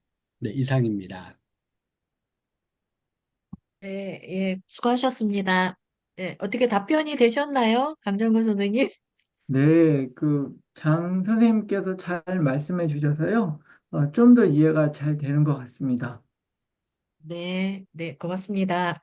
자, 그러면 두 번째 토론에 이어서 세 번째 토론 하도록 하겠습니다. 세 번째 토론은 부산교대 전진성 선생님께서 해주시겠습니다. 예, 안녕하세요. 전진성입니다. 네, 저는 서울 살면서 부산교대 가끔씩 다니고 있습니다. 그 노명은 교수님 이렇게 초대해 주셔가지고, 예, 감사드립니다. 근데 제가 오늘 무슨 얘기를 해야 될지 잘 모르겠는데요. 제 원래 전공은 그 독일사랑 역사 이론이고요. 요즘 이제 뭐 문화사 문화 이론에 좀 관심을 많이 가지고 있습니다. 그래서 지금 이제 발표 들으면서 무슨 얘기를 해야 될지 좀 이제 생각을 해봤는데, 그러니까 이게 소설과 영화의 이제 다른 장르로 이제 같은 주제가 표현됐다고 하셔가지고 이제 기억의 매체에 대한 얘기를 좀 일단 약간 좀 간단히 해볼까 하는데요. 그러니까 소설은 이제 당연히 활자 매체고, 영화는 이제 다른 영상 매체인데, 활자 매체의 특징은 물론 뭐 이거 뭐 이론적으로 다 많이 공부하셨겠지만은 그 시각 중심적인 매체 아닙니까? 그래서 이제 뭐 오큘러 센트리즘 그래서 사실은 우리가 책을 통해서 무엇인가를 기억한다는 것은 사실은 다른 모든 우리의 감각을 죽이고 사실 이렇게 눈만 왔다 갔다 하면서 사실 굉장히 이렇게 눈이라는 감각이 다른 감각들에 비해서 되게 추상적인 좋게 얘기하면 지적인 이런 감각이고 그래서 굉장히 이렇게 사실은 기억이 좀 이렇게 논리적으로 진행될 것이고 이거에 반해서 영화라는 매체는 정말 영화 이론을 잘 모르지만은 제가 이제 주워 들은 걸로 따르면은 촉각적인 매체라고 하더라고요. 언뜻 볼 때는 시각적 매체일 것 같지만 사실 우리가 영화관에 들어가서 이렇게 불을 끄고 영상을 보는 순간 사실 우리가 바깥에서 연극처럼 이렇게 거리를 두고 보는 게 아니라 이미 그 안에 들어가 있게 되고 그래서 뭐 영화 학자 중에 어떤 사람은 뭐 영화는 그 자체가 포르노다라고 얘기하는 사람도 있다고 뭐 언뜻 제가 주워 들은 것 같습니다. 어 그래서 이 발표하신 장 교수님이 아까 그 그게 소설에 대해서 얘기한 건 맞죠? 그러니까 네, 그 소설이 반복과 복선이라는 은유적 네, 연관성을 네, 네, 네. 보여준다라고 말씀하셨는데 어 그게 맞는 얘기일 것 같고요, 정말. 그거를 달리 얘기하면은, 어, 사실 시간의 연속성이라고 저는 보이는데요. 사실 이게 근대적인 역사 관념의 특징인데, 그러니까 이미 원인의 결과가 함축돼 있고, 그래가지고, 이 시간이 뭐, 일시적으로는 뭐 후퇴할 수도 있고, 뭐 이렇게 왔다 갔다 할 수 있고, 뭐 약간 원한을 그릴 수도 있지만, 결과적으로는 그것이 이렇게 누적적으로 이렇게 발전되어 가는 시간. 그래서 사실 마치 소설에서처럼 역사 서술에서도 많은 역사적 사건들은 언뜻 우연적으로 발생한 것 같지만 그, 그 역사 서술 그 내에서는 그것은 일종의 그 결론 또는 큰 메시지의 환유 때는 또는 제휴의 의미를 갖죠. 어떤 사건은 그게 따로 떨어진 것이 아니라 설령 시작은 우연적으로 된 것 같더라도 그것이 이렇게 아니, 큰 어떤 것의 메시지와 결론에 한 제2의 의미를 갖는 그런 점에서 사실은 소설의 시간과 우리의 역사 서술의 시간이 사실은 저는 근본적으로는 같다고 생각이 들고요. 이런 거에 비해서 저는 이건 제가 연구해보지 않아서 잘 모르고 뭐 주워 들은 것뿐이 없는데 영화적인 시간은 영화의 기억 방식은 분명히 다를 것 같아요, 당연히. 매체가 다르기 때문에. 그럼 뭐, 그, 활자를 통한 기억이 더 뭐 옳은 거냐, 뭐, 영화를 통한 기억이 더 옳은 거냐, 이런 건 바보 같은 그 질문일 것 같고, 분명히 다른 점이 있는데, 글쎄요, 뭐, 영화적 시간은 무슨 어떤 좀, 적어도 이 경우는 좀 심리적인 시간이라고 할 수 있을까요? 그러니까 어떤 논리적인 시간이 아닌 것 같고요. 그래서 영화 GSA에서 보여주는 것도 저도 뭐 당연히 이제 그 영화는 오래전에 본 적이 있는데, 그러니까 어떤 논리적인 시퀀스라기보다는 어떤 안타까움을 보여주는 것 같아요. 그러니까 우리가 어떤 욕망이 있는데, 뭐 욕망이든 어떤 희망이든 그것이 있는데, 그게 도달될 것 잡힐 것 같다가 결국은 잡히지 않는 어떤 그런 안타까움. 도달될 수 없는 욕망, 희망. 이런 점에서는 이거는 이제 낙관적인 그런 이론과 만날 수 있는 부분이 분명히 있는 것 같아요. 그러니까 어떤 욕망이 이렇게 내가 만날 수 없는 어떤 그런 것들을 끊임없이 미끄러져 가는. 그런데 그럼에도 불구하고 뭐 제가 마음대로 보면은 약간 이 영화 자체는 제가 볼 때는 낙관적 분석이 약간 적절하지 않은 영화인 것 같아요.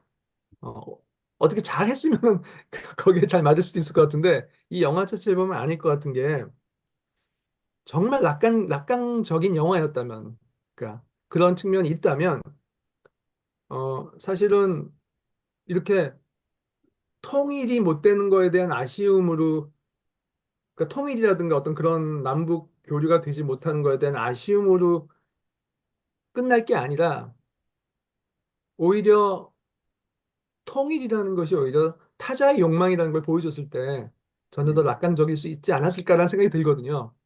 그러니까 사실은 분단선이라는 것과 통일은 다른 게 아니죠. 오히려 분단선은 통일의 상징적 기표라고 저는 보여지고요.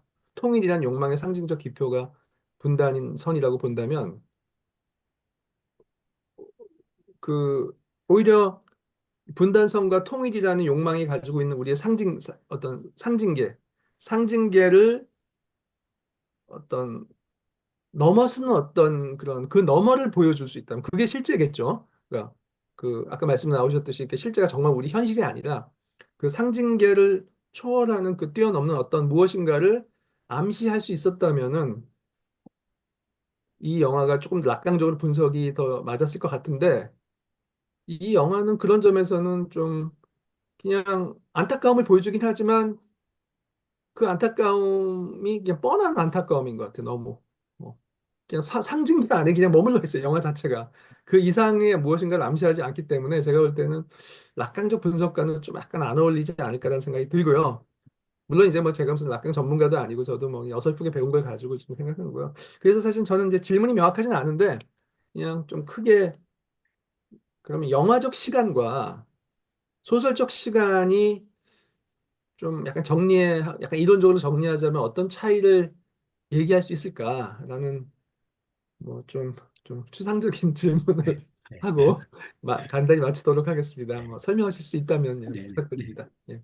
네, 감사합니다. 아주 근본적인 질문을 해주셨는데 정말 소설의 시간과 영화의 시간이 어떻게 나타나고 또 우리는 어떻게 분석을 해야 될 것인가 좀 생각을 해보게 됐습니다. 아까 말씀해 주신 것 중에서 원인과 결과가 이렇게 떨어져 있는 것이 아니고 중첩돼 있다는 말도 굉장히 함축한 의미가 참 많은 것 같습니다. 그래서 그 원인이 그냥 단순히 원인으로만 있지 않고 결과와 상호작용을 하는데 우리는 그걸 다 잘라서 보기 때문에 나눠져 있는 것처럼 보이지만은 원인 안에 결과가 함축되어 있는 것도 있지 않을까라는 것을 한번 제가 더 생각을 해봤습니다. 그다음에 역사 서술이 소설 서술하고 정말 어떤 정말 더 친근성이 있는지도 한번 살펴보는 것도 좋을 것 같습니다. 아마 소설의 시간 아까 말씀해 주신 것처럼 눈으로 보면서 뇌로 생각하고 이성적 논리적으로 하기 때문에 아마 굉장히 더 촘촘하게 시간 서술을 배열할 수 있는 것 같아요. 그래서 아까 소설에서 봤듯이 현재의 시간, 과거의 시간, 되과거의 시간이 이렇게 서로 다른 층위도 소설에서 연결시킬 수 있는 반면에 영화에서는 그런 걸 표현하기 힘드니까는 아버지의 사건, 역사적인 근거 사건 아예 없애고 나중에는 아버지 이런 것이다라고 그냥 몇 컷으로만 보여주는 걸로 끝나거든요. 그런 면에서 영화는 아마 인식의 방법에서 다르기 때문에 이렇게 한 것 같습니다. 그래서 제가 보기엔 영화라는 것은 아까 말씀드렸듯이 시간과 공간의 제약이 있기 때문에 그것을 표현하기 위해서 또 어떤 감정이나 아쉬움, 미끄러짐, 안타까움을 더 강조하는 그 특징이 있기 때문에 어떤 현장적, 어떤 비극적 이런 것들을 강조해서 표현하는 것이 영화의 시간이 아닐까라고 이렇게 생각을 해봤습니다. 네, 이상입니다. 예, 한 가지만 이제 네네, 말씀드리면, 제가 말씀드린 거는 그렇기 때문에 역사적인 시간이 더 우월하다는 건 전혀 아니고요. 네네, 어떤 의미에서는 오히려 반대 의견을 사실 전 개인적으로 갖고 있어요. 저는 역사적 시간을 아까 말씀하신 그런 이유 때문에 그 자체가 왜곡이라고 생각하거든요. 어, 역사는 그 자체가 역사 왜곡이라고 저는 생각을 하는데, 제가 이제 이렇게 네, 얘기하면 제 직업을 스스로 부정하는 것이 되는데, 그래서 만약 영화라든가 네, 어떤 다른 새로운 매체들이 만약 가능하다면 어떤 다른 시간의 지평을 열어낼 수 있을 거라고 저는 믿는데, 네네, 그게 뭔지는 잘 모르겠어요. 네네, 그래서 뭔가 역사적인 시간, 우리가 꽉 매여 있는, 이렇게 우리가 그리고 학교에서 배우는 역사 교과서를 포함해서 우리 어떤 상징 세계를 이렇게 꽉 누르고 있는 이런 종류의 시간과 기억을 넘어서서 어떤 다른 새로운 시간적 지평을 우리가 얻을 수 있는가, 그리고 그런 매체는 어떤 것일까, 그냥 네. 그런 생각을 좀 해보게 됩니다. 네. 근데 또 제가 알기로는 어떤 역사 왜곡의 문제 같은 것들은 어떻게 보면은 권력을 가진 규칙을 만들고 욕망하는 자들이 만들어내는 거지 않습니까? 그렇죠, 그렇기 그렇죠. 때문에 단순하게 객관적으로 서술한다는 것이 아마 불가능할지도 모르겠다. 어떤 매체가 나오든지 매체가 네네. 중요한 것이 아니고 이것을 이용하는 사람이 어떻게 쓸 것인가. 뭐 예를 그렇죠. 들어서 뭐 네. 한강 같은 경우에 4.3 제주나 5.18 광주를 어떻게 표현하느냐에 따라서 그 예술이 될 수도 있고 아니면은 정말 치욕스러운 과거가 될 수도 있고 아니면 뭐 그거 갖고 그래 뭐 이렇게 말할 수 있는 거지. 아마 그 왜곡하는 것들은 현재의 어떤 권력과 욕망층이 작용하기 때문에 왜곡이 되는 것으로 생각이 됩니다. 그래서 매체만으로는 해결하지 못할 것이라고 생각됩니다. 네. 네. 아, 네. 재밌는 토론이었던 것 같습니다. 이 시간의 문제가 이게 어떤 매체가 조금 기록하는 데 있어서는 이제 왜곡이 많이 될 수 있기 때문에 많은 이야기거리를 던져줄 수 있을 것 같습니다. 발표랑 토론 잘 들었고요. 마지막으로 네 번째 토론 하도록 하겠습니다. 네 번째는 한국외대 정보기록학과에서 예, 있는 김태현 선생님께서 해주시겠습니다. 네, 안녕하세요. 외대에서 기록학 공부하고 있는 김태현입니다. 제가 옛날에 제 석사 전공이 사진이라서 사진 비평 공부하면서 이제 영화 비평으로 이제 확장을 이제 해 나가려고 하던 시기에 그 수유너머에서 그때 특강 세미나, 그래서 영화 비평 관련된 세미나를 들었던 적이 있는데요. 그때 어, 가서 모든 수업 콘텐츠가 정신분석학으로 영화를 이해하는 방식으로 접근하는 수업이었습니다. 그거를 공부하다 보니까 영화 쪽에서 영화 분석이나 영화 이론에서 정신분석학이 되게 중요한 이론적 틀로 사용하고 있다는 걸 그때 처음 알았고, 또 두 번째는 너무 이해할 수 없다. 정신분석학으로 어, 내 정신도 알 수 없는데 타인의 작품을 어떻게 분석하고 이해할 수 있을까 해서 되게 어, 좌절했던 기억이 있고, 그래서 이제 도망쳐서 영화 쪽엔 가지 말아야지 하는 이유가 됐던 게 정신분석학이었고 또 락학이었습니다. 그래서 그때 이후로 뭐 중간중간 보기는 했지만 또 시간이 지나니까 그때 이해 못했던 게 이제 나중에 이해가 되고 했던 부분들이 있어서 이제 그거와 관련돼서 또 선생님 그 발표 내용을 보고 제가 이해했던 부분과 또 기록과 관련된 부분에서 이제 궁금한 점을 좀 여쭤보고 싶습니다. 제가 이 앞에서 그 김철 선생님이 이제 그 영화 쪽에서 락항의 이론을 주로 쓰는 이유는 이게 도식적이다.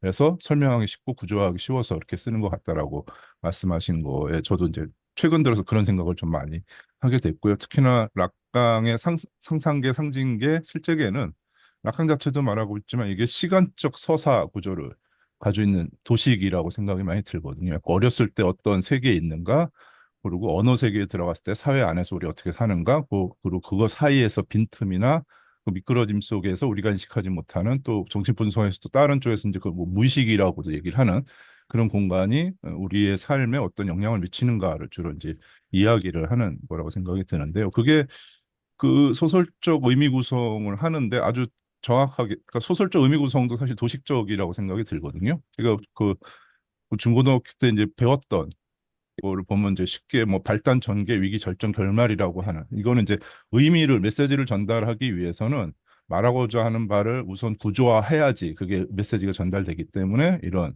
산다란 의견 이해를 갖고 있는데 락강의 이론이 딱 거기에 마저 들어가는 지점들이 많은 것 같아요. 그 소설적이거나 그 영화적인 구성 체계에 상상계, 상징계와 실제계가 발단 전개 위기 절정 결말의 구조와 상당히 많이 그 연결이 되기 때문에 영화나 소설을 이제 구성하고 창작의 관점에서도 락강의 이론에 많이 기대어 있는 것 같고 또 그거를 이해하고 분석하는데도 락강의 이론을 많이 쓰고 있는 것이 아닐까라는 생각을 기존에 좀 하고 있었는데 선생님 이 JSA도 그 지점 구조 안에는, 그러니까 전진 선생님 말씀하셨듯이 이제 뒤쪽에서는 좀 더 강조를 했으면 락강의 이론으로 훨씬 더 재밌게 볼 수 있었는데 뒤에서 이제 그 부분은 좀 약간 부족했다라는 생각은 들지만 기본적인 구조는 일단 형에 대한 본능적 욕구라고 하는 유아적 단계에서 이제 발단이 돼가지고 이제 그게 이제 시작이 돼서 사람들의 호기심을 끌어모으고 그거에 반대 그걸 억압하는 구조로서 상징 현실 체계 금기의 세계를 보여준 다음에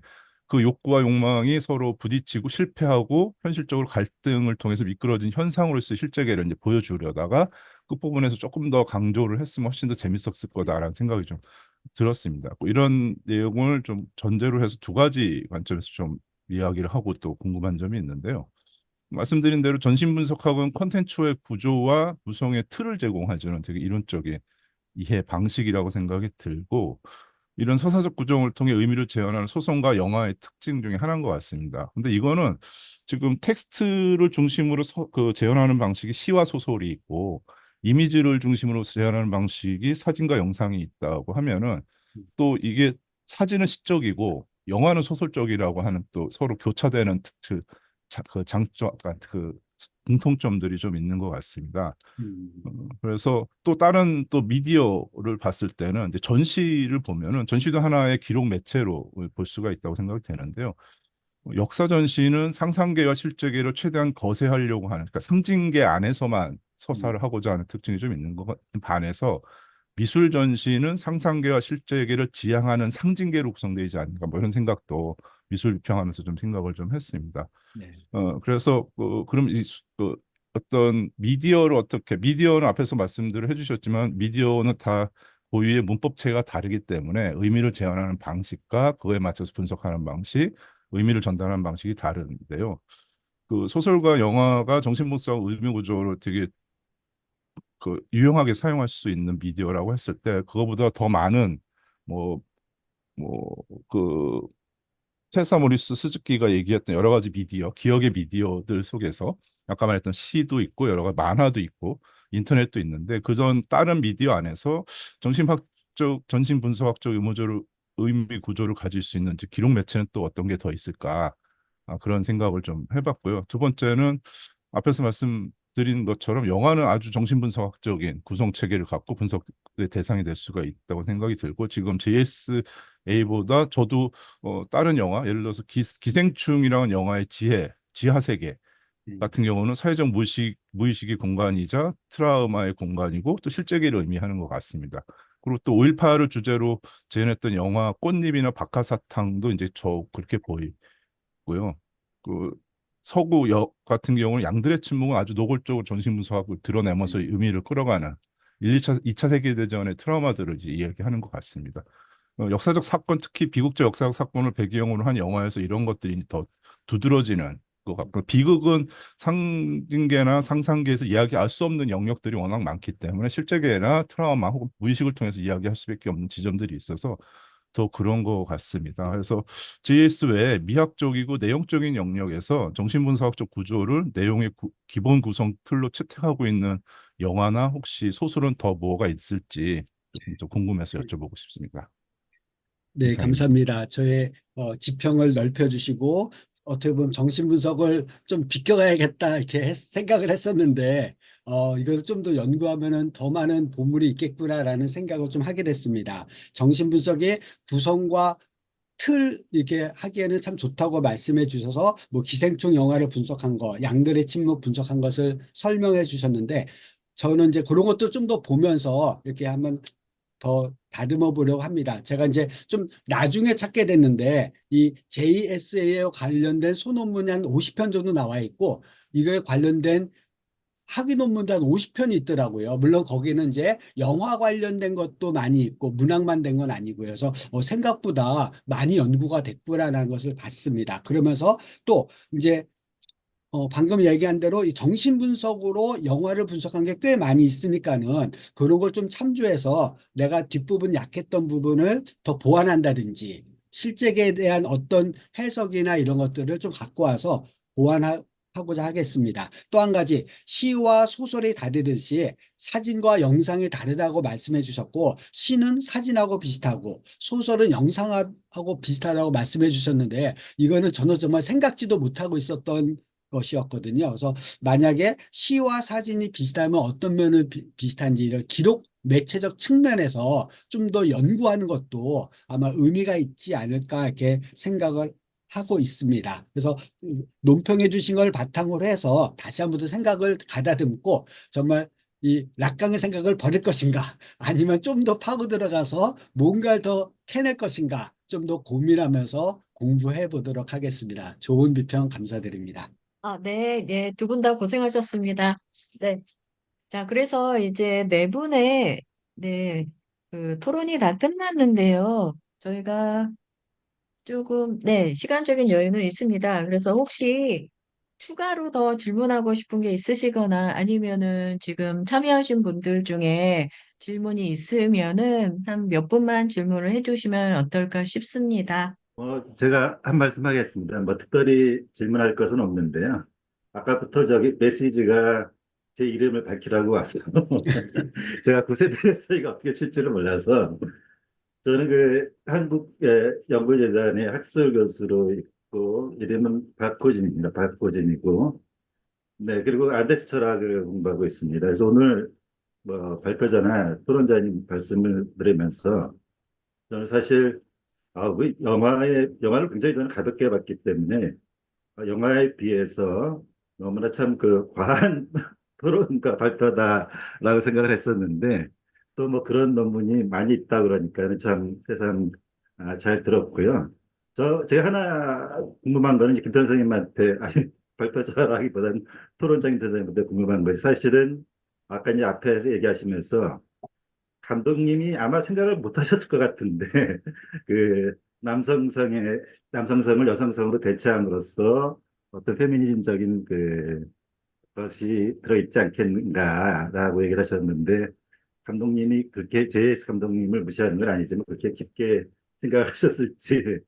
다만 이제 우리 모두가 아는 것은 그 당시에 상업영화라는 것이 남성 역할을 여성으로 대체함으로써 대중의 관심을 끌었고 저도 역시 그 이영애 씨가 아니었으면 영화를 안 받지 않았을까 생각이 드는데 뭐 이렇게 이제 말씀을 들으면서 제가 생각이 얼핏 들었던 것이 오히려 이제 장희 선생님의 말씀에 의하면 그 이영애 씨의 역할이 오히려 로고스를 이성성을 상징 체계를 추구하면서 오히려 남성적인 역할을 한 것이 아닌가 하는 생각을 괜히 뭐 그냥 말을 한번 해봅니다. 이상입니다.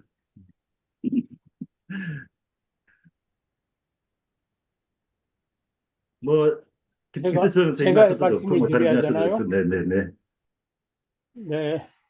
그 저기 감독이 의도하지 못했을 것이다. 너무 학부생 같은 의문이신데 미안합니다. 이런 네, 말을 써서. 그렇습니다. 원래 작품이라는 게 우리가 왜 작품을 위대하게 생각하느냐, 훌륭한 작품을 위대하게 생각하느냐, 그거는 이게 그러니까 영상 매체가 됐든 언어 매체가 됐든 작가가 의도하지 않는 것까지도 거기에 포함이 될 수 있고 그거를 발굴해낼 수 있기 때문에 그런 거죠. 그러니까 작가의 의도만 읽어내려면 우리가 굳이 작품 읽을 필요 없죠. 그보다 훨씬 편한 글들이 많습니다. 신문 기사가 훨씬 더 글쓴이의 의도를 쉽게 파악할 수 있는 편안한 글이죠. 이렇게 하면은 답이 될지 어쩔지 모르겠네요. 네, 충분히 또 답이 미안합니다. 됐고요. 이제 네, 장영철 교수님 위주로 가야죠. 네, 알겠습니다. 네, 감사합니다. 네. 혹시 네, 다른 분들은 뭐 작품을 읽으시면서, 예, 예. 노무현 교수님, 네. 예, 선생님, 오늘 그 발표와 토론 정말 너무 재밌게 이렇게 잘 듣고 있고요. 아까 장 선생님께서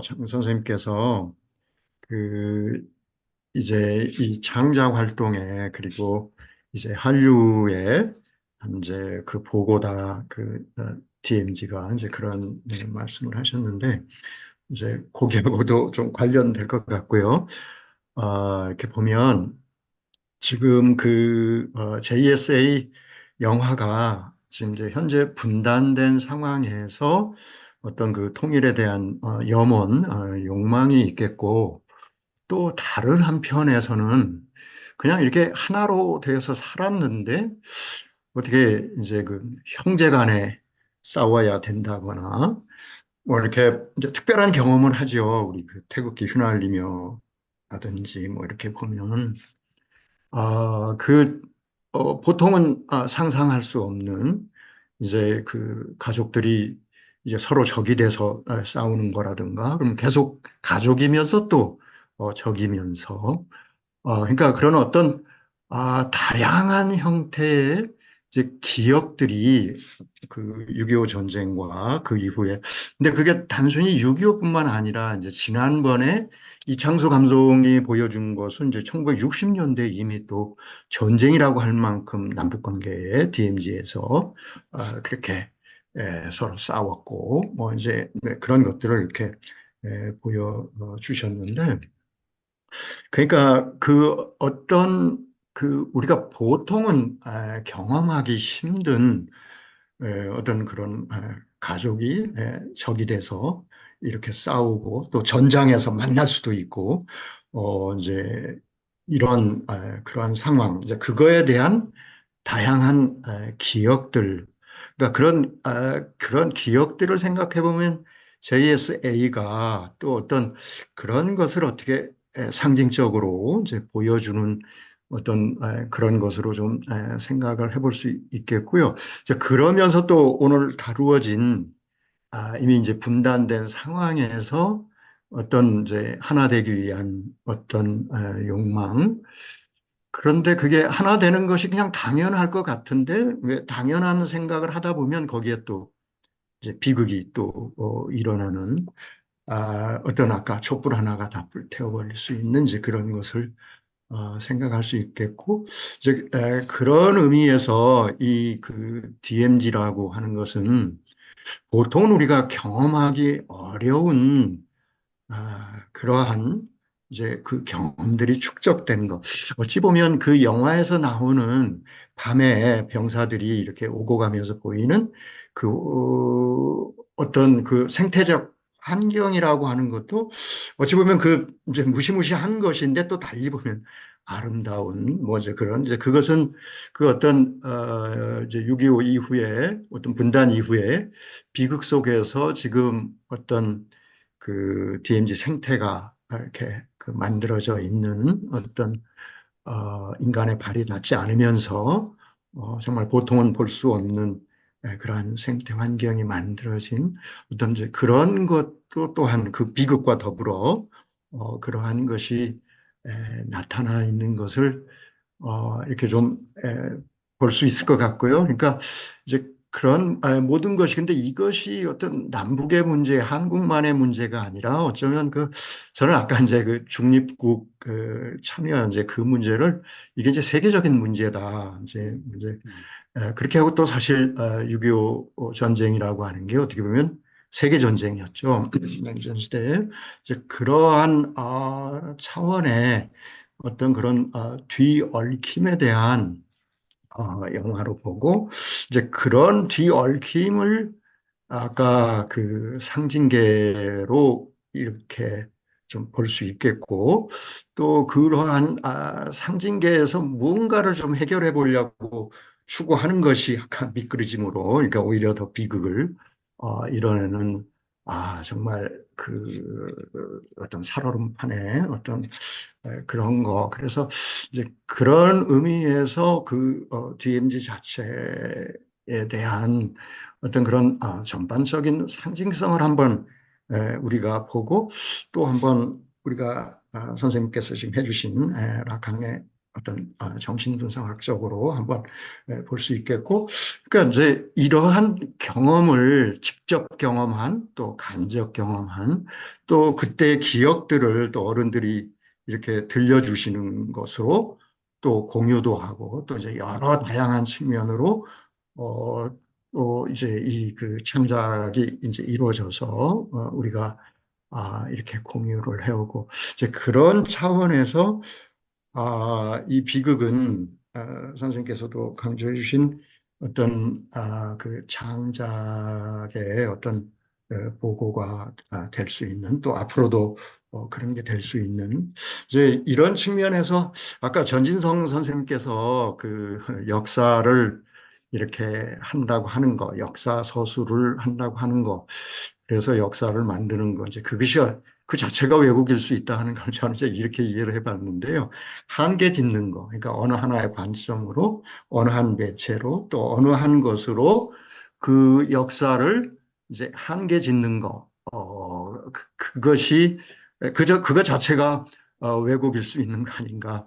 그렇다 보면 이제 다양한 매체로, 다양한 관점으로, 다양한 방식으로 어떤 사건, 역사를 보는 거, 이제 그것이 어떻게 보면 그 왜곡을 넘어서는 방법이 아닐까. 뭐 이제 그렇게 한번 생각이 이렇게 돼봐서요. 그래서 선생님 오늘 이렇게 해주신 것을 DMZ가 갖는 의미 자체, 그것의 역사성, 또 그것이 갖는 상징성, 그러니까 그것에 대한 역사에 대한 이해와 기억, 그러면서 또 이를 극복하려고 하는 끊임없는 어떤 갈망과 시도의 역사, 그리고 또 이것이 미래에 우리에게 어떤 아까 그러한 풍족함을 어떤 보고로서 그걸 제공해 줄 먼저 이러한 것들을 종합적으로 우리가 한번 이렇게 생각해 보는 게 어떨까 하는 그런 생각을 선생님 좀 말씀 좀 주시겠어요? 네네, 감사합니다. 우선은 다양한 상황이라는 것을 말씀해 주신 게 너무 감사한 게 어떤 사건이 하나 터질 때에는 몇 개만 돼서 일어나는 것이 아니라 여러 가지 조건들이 서로 상호작용하다가 어떤 임계점이 딱 맞아서 터지게 돼요. 총격 사건도 막 재밌게 놀다가 최상위가 갑자기 짠 들어와서 긴장감이 마주치는데 그냥 그걸로만 끝났으면 같이 총 내리고 뭐 월북하려고 왔을까 우리가 하자 하고 끝났으면 총격 사건이 안 일어나는데 갑자기 카세트가 역방향으로 삐끗 돌아가면서 노래가 크게 나오고 그러면서 또 무전기가 삐삐 보면서 무전 받으려고 하는 게 총 빼는 걸로 오해로 말미암아 총을 꺼내서 쏘게 되고 그래서 이 구성 요소가 서로 상호작용하는 것들이 많이 있는데 이런 것들을 하나하나 분석하고 설명하는 게 우선 중요하겠다는 생각이 들고요. 또 한 가지는 임계점이 어딘가를 자꾸만 생각해서 이 임계점에서 어떻게 창발돼 가는지를 살펴보는 것도 굉장히 중요한 것 같아요. 그래서 이런 나비 효과가 어떻게 일어나는지를 살피는 것이 중요하고 또 한 가지 어떻게 보면 스위스 장성이 와서 이렇게 하는 것들은 세계가 다 보는 보편성이다 이렇게 말씀해 주셨는데 그래서 여기 뒤얽혀 있다 했는데 놀이라는 것도 어떻게 보면 우리의 본능적인 거에서 모든 사람이 공감할 수 있는 보편성으로 확대할 수 있다라는 생각을 했고, 표 장군이 와서 뭐 우리 수역이 휴가 보내게 빨리 끝내줘 하면서 왜 굉장히 두둔하고 막 이렇게 하는데, 그 남한의 어떤 이데올로기와 북한에서 또 주장하는 이데올로기가 어떤 남북 격차를 나타내는 것까지 더 정신분석학적으로 분석을 하면은 아마 말씀하신 대로 정말 의미가 많이 있고 찾아낼 수 있다고 생각되고, 또 마지막으로 이제 아까 처음에 시작할 때 이 한을 어떻게 승화할 것이냐에 따라서 노벨 문학상을 받는 작품이 될 수도 있고 이렇게 되는데, 이 한을 어떤 순간의 임계점을 통해서 어떻게 승화할 것인지를 자꾸만 여러 가지를 분석해 보면서 우리 연구를 더 진척해 나가면은 좋지 않을까라는 생각을 해봤습니다. 좋은 지적 감사합니다. 네. 저 얘기 듣다가 한 가지 생각이 난 게 있는데요. 얘기해도 될까요? 예, 잘 들립니다, 선생님. 예, 예. 예, 예. 그, 이제 저도 이 영화를 본 지가 너무 오래돼가지고 기억이 가물가물한데, 하여튼 제가 받은 느낌은 영화가 좀 억지스럽다는 그런 느낌을 받았거든요. 그러니까 통일이라는 것이 이렇게 우리의 지상 과제인 것처럼 너무 약간 이렇게 억지스럽게 이걸 만들고 있다는 생각이 들었었어요. 제가 좀 뭐 원래 생각이 좀 잘못돼서 그런지 모르겠는데, 그래서 만약에 이 작품을 정신분석학적으로 만약 분석하실 생각이시라면 아까 얘기했던 락강의 그것과는 조금 다른 방식도 한번 접근해 보실 수 있지 않을까 해서 제가 갑자기 생각이 드는 건데요. 어, 그러니까 그 프로이트의 용어 중에 스크린 메모리라는 그런 그 용어가 있더라고요. 우리말로 이렇게 차폐 기억이라고 이렇게 번역을 하던데, 그러니까 뭔가 연막을 치는 거죠. 그러니까 정말 얘기하고 정말 자기가 욕망하는 거는 따로 있는데, 그것을 감추기 위해서 뭔가 그럴듯한 어떤 기억을 내세운다는 거죠. 연막 치는 기억이죠. 근데 이게 꼭 뭐 의도적으로 연막 치는 것만이 아니라 사실 자기도 모르게 이렇게 자기는 그것 때문에 고통인 거라고 생각하는데, 사실 알고 보면 그게 아니고 정말 자기의 관심사는 딴 데 있는 거고, 막 이런 그 스크린 메모리라는 요게 갑자기 기억이 나서, 이 영화가 막 통일을 막 이렇게 얘기하고 이렇게 막 가능한 한 막 비극적 상황을 연출해 갖고 결국 우리가 얼마나 통일이 이렇게 막 우리가 바라고 있는가 이런 걸 억지로 보여주는 그 이면에 감독도 의도하지 않았더라도 이렇게 무심코 드러나는 어떤 지점들이 없을까, 만약에 영화를 꼼꼼히 이렇게 분석하시면.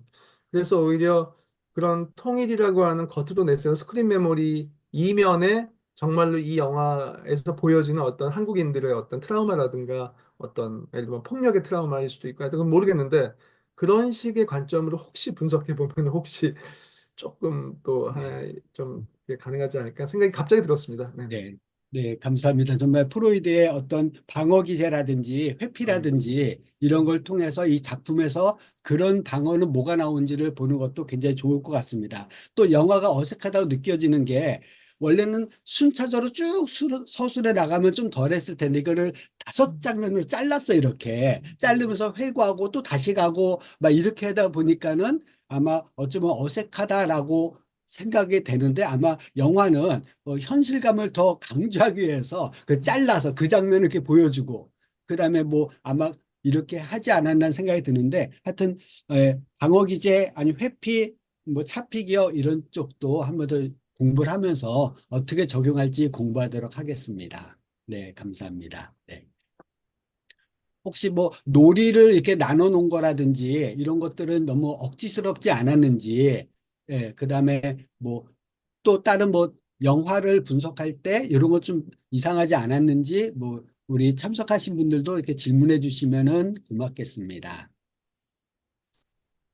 일부러 제가 3일 전에 이렇게 막 글을 막 올리고 그랬거든요. 제가 이제 복잡성 교육학회가 외대에서도 이렇게 하는데 우리는 꼭 3일 전에 올리게 해요. 왜냐면은 그 잠깐 읽어와서 이야기하는 사이에 자기도 생각지 못한 게 창발해서 나오고 이 질문을 듣고 이야기하는 사이에 뭔가 새로운 생각이 와서 서로 상호작용하는 것을 굉장히 중요시 여기거든요. 그래서 그런 것들도 필요한 것 같고 정말 쓸데없는 질문은 아무것도 없는 것 같아요. 보면은 그거에 또 다른 의미가 참 와닿고 이러니까는 미끄러짐이 계속 생기다 보니까는 아마 점점 우리 학회나 토론이 이게 좋아지는 것 같습니다. 그래서 어떤 질문이든 해주시면 감사하겠습니다. 우리 사회자 선생님도 한 질문 하나 부탁드릴게요.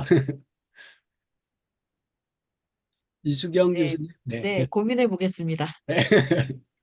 민경창 선생님 한 말씀 해주십시오. 사회 준비하시려고 고생 많이 하셨는데. 저 말씀이신가요? 네네네.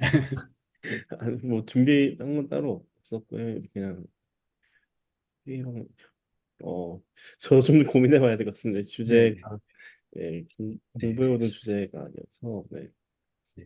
제가 고민했던 거는 우리 기록학과에 어떻게 하면 제가 쓴 글이 실릴 수 있을까 막 고민하면서 기록 매체락을 막 강조하고 이렇게 분석을 했는데 좀 억지스럽지는 않았는지 그다음에 이런 것이 우리 학교에 실리려면 어떻게 해야 되는지 이렇게 힌트를 좀 주시면 감사하겠습니다.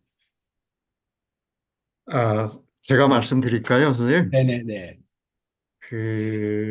이제 기록 쪽에서도 이제 기록의 활용이 대단히 중요하고 또 이제 기록의 종류가 이제 처음에는 이제 이제 이런 행정 문서 이게 이제 중요하던 했지만 지금은 이제 그 기록의 종류 또 기록이 무엇인가 하는 게 이제 대단히 많이 확장되고 있거든요. 이제 그런 차원에서 지금 선생님께서 연구해 주시는 그러니까 아까 말한 그 기록의 활용 차원에서 이제 기록 콘텐츠라고 하는 쪽이 굉장히 중요하고 또 영상 기록, 영상 아카이브, 그다음에 이제 문학 아카이브 뭐 이런 쪽이 굉장히 중요해서 지금 선생님이 해주시는 작업하고 이 연결이 크고 어찌 보면 욕망이 큽니다. 미끄러지지 않길 바라고요. 욕망이 큽니다. 선생님 같은 연구하고 좀 접목이 됐으면 하는 그런 거고 그리고 이제 저는 이제 여기 좀 학생들도 또 있고 그럴 텐데요. 아까 또 어느 선생님이 질문을 해주셨지만 지금 이제 우리가 어떤 이제 JSA 영화, 그다음에 이제 그 DMZ 소설 가지고 하니까 이제 그 소설가 작가가 있고 또 영화 감독이 있을 텐데 작가가 뜻한 게 있고 또 작가가 생각해서 그 소설을 썼고 영화 감독이 다 생각해서 한 게 있을 텐데 우리가 여기서 막 이렇게 이야기하는 것이 그 그러니까 작가하고 감독을 넘어서 이게 무슨 의미가 있겠는가 하는 생각을 이렇게 하는 학생들도 있을 것 같아요. 네네. 그래서 아까 토론자 선생님께서 이미 다 얘기를 해주신 거라고 보지만 뭐 이런 차원에서는 이제 후기 구조주의, 그 포스트 모던의 그 데리다 같은 사람은 저자의 죽음이라고 하는 걸 이야기했잖아요. 뭐 롤랑 바르트나.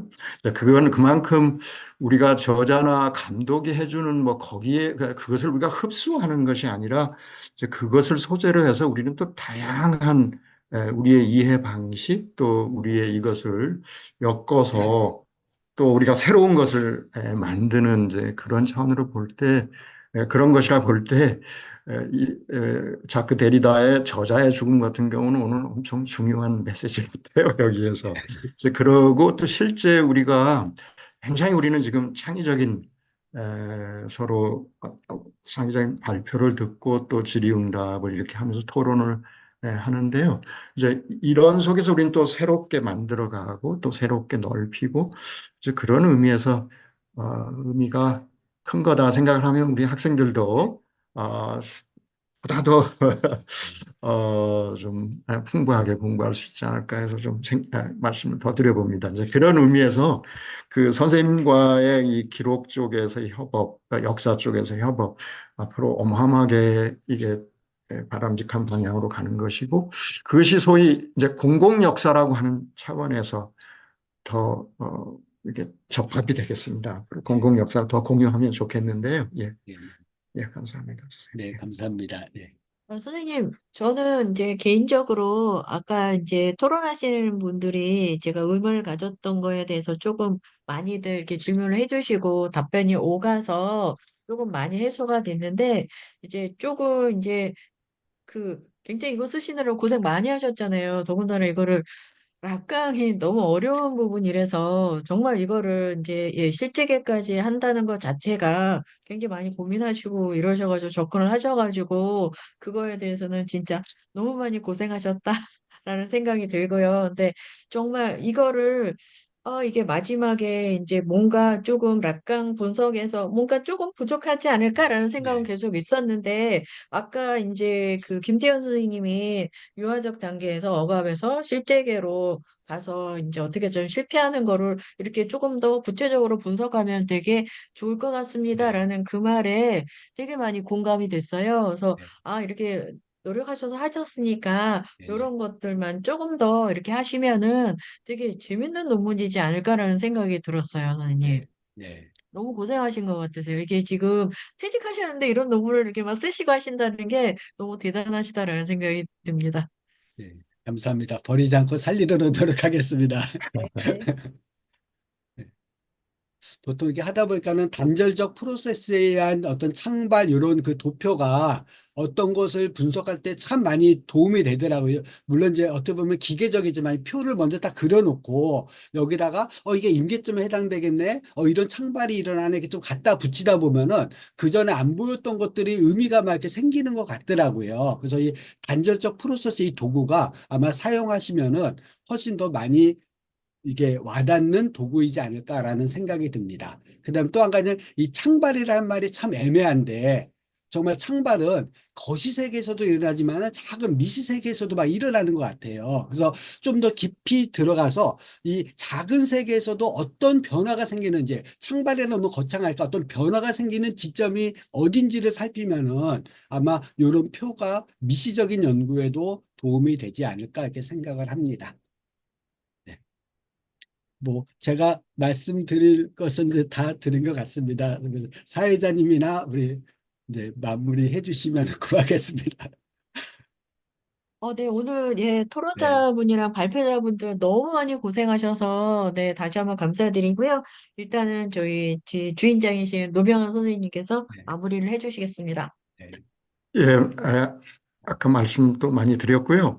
오늘 발표해 주신 선생님, 토론자 선생님들, 또 참여해 주신 많은 선생님들 함께 많이 공부했습니다.